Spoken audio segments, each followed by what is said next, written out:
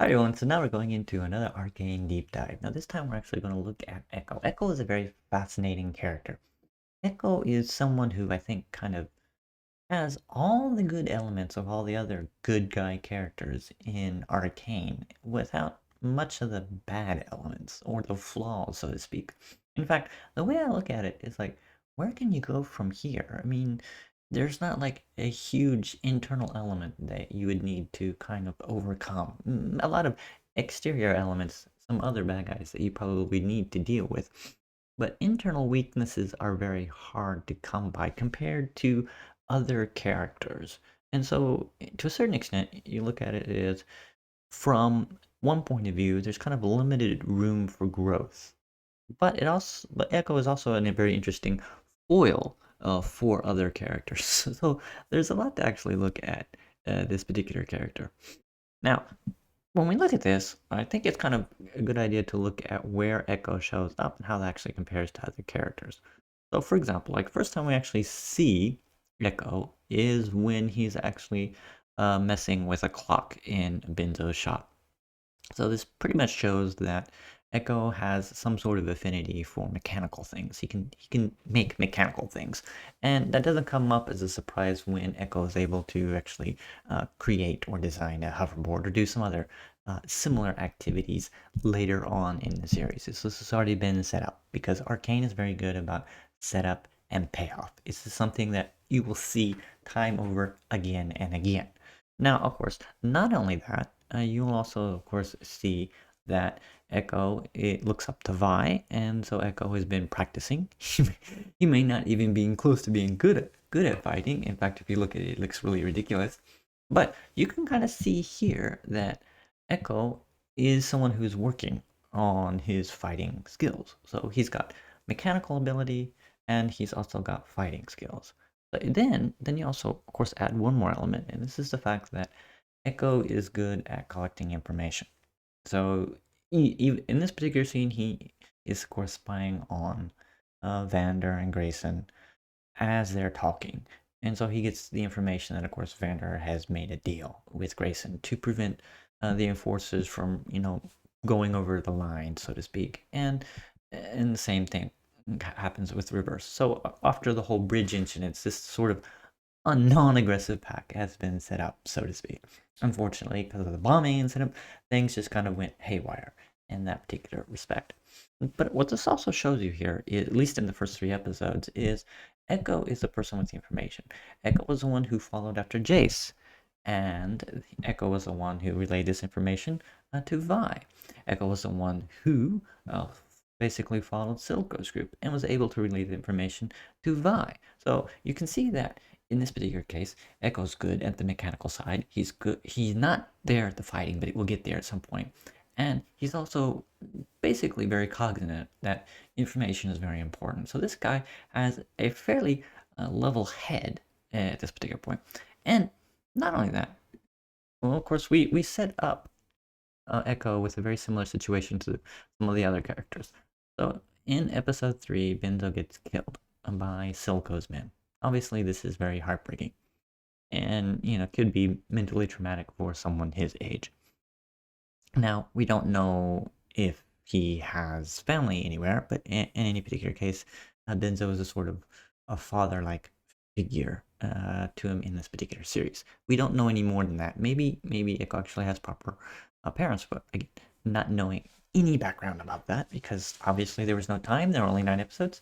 So we're just kind of wondering around about that. But in any case, the other major characters, if you look at Vi and look at Powder, it's like they lost their parents in the very first episode, and then of course later on in episode 3, even worse happens. So you kind of see that they're basically on kind of the same footing. All the characters are, except that Ekko kind of got the best of both worlds. I mean, he is not crazy. He is good at mechanical stuff, just like Jinx, or Powder, I should say. And he can be, or will be in the future, a good fighter, just like Vi. So you put the two characters together, you get all the good stuff. Good deal there. So the thing is, okay, when you have all that set up, and then you see Ekko much later, and you do wonder about a couple of things. One of them is what happened during the time jump there, because obviously after the stuff that happened in episode 3, Silco most likely expanded his power, and one of the people who would be against that would of course be Ekko.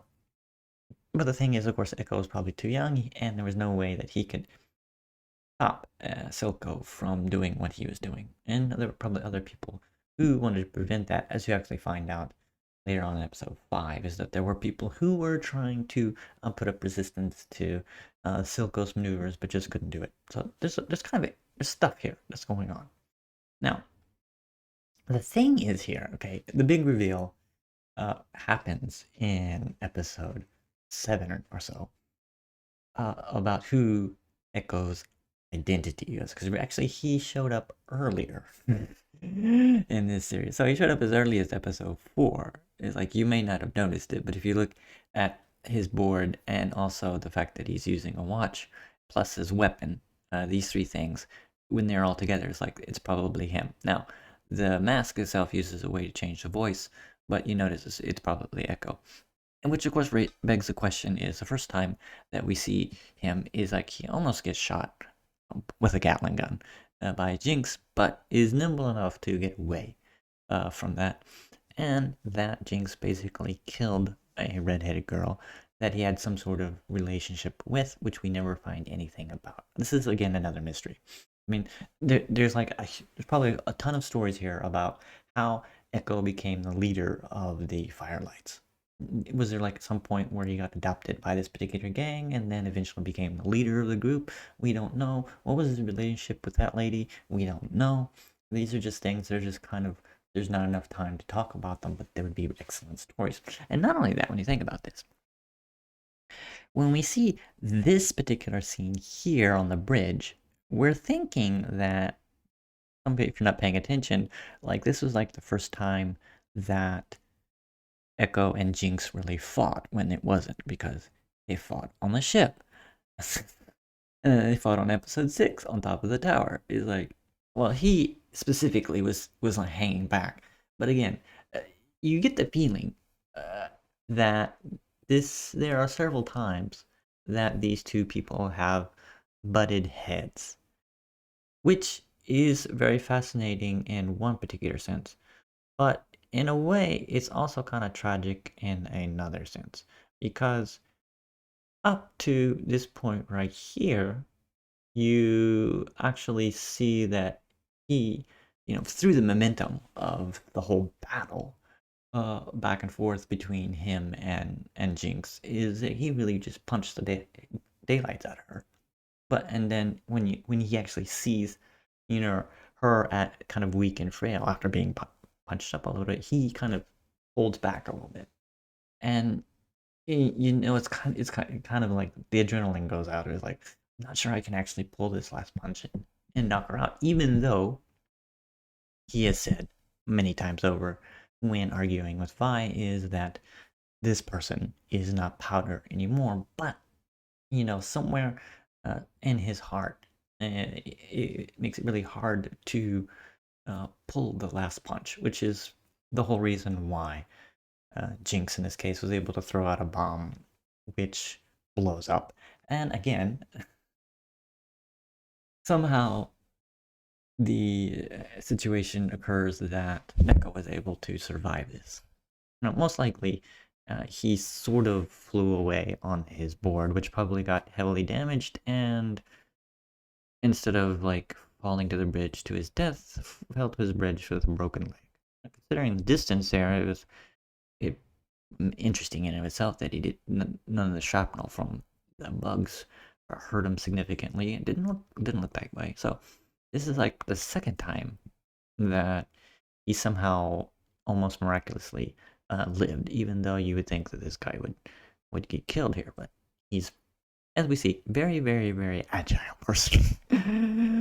So either that or a ton of plot armor. It's kind of hard to decide here.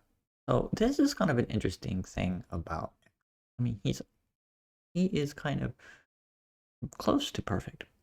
Now, what's also interesting is there actually is, a scene where Ekko is, talking to Vi. And I mentioned this in a different video about quotes like, you know, beating yourself over where you should have been is a perfectly way of driving yourself crazy. So you kind of see that Ekko has kind of a good head on his shoulders about what causes people to do, certain things.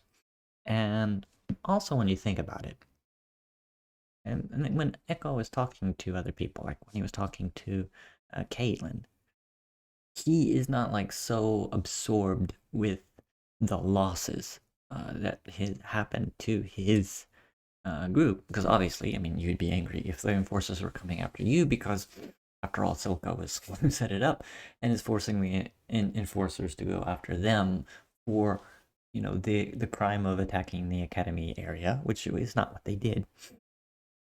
But, Caitlyn was saying, we need to stop the violence because this will, of course, be a situation that will continue on in a cycle. So he's not like so, you know, emotionally mature that he realizes, yeah, yeah, that's something that we do need to do. But he's not so stupid that he just kind of gives the crystal to Caitlyn, and instead he's going to actually go on the bridge with Caitlyn and Vi over to Piltover, so he can do it himself and probably say a few words that he needs to say, just to get things, right, at least with his group. So you kind of see, you look at this and you think, okay, good. There are some other really good aspects of Ekko. For example, if you look at this scene when he's talking with Heimerdinger and showing that it's not enough to live or survive, but you also need something to thrive. So it's like, okay, so Ekko is a decent fighter. He is an inventor. He has a level head on his shoulders. He's not like so absorbed with his particular cause or the crimes that have happened to him against Piltover that he makes a completely rational choices.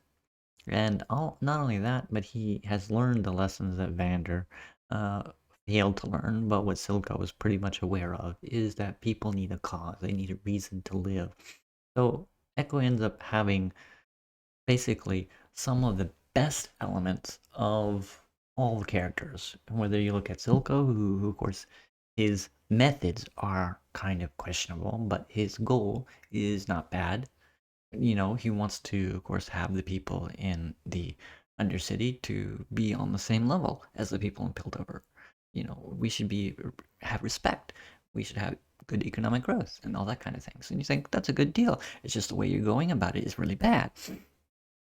So you would think that in this particular case, Ekko would be a ideal leader for the Undercity, which actually makes it very interesting when you think about what happened at the end of season 1.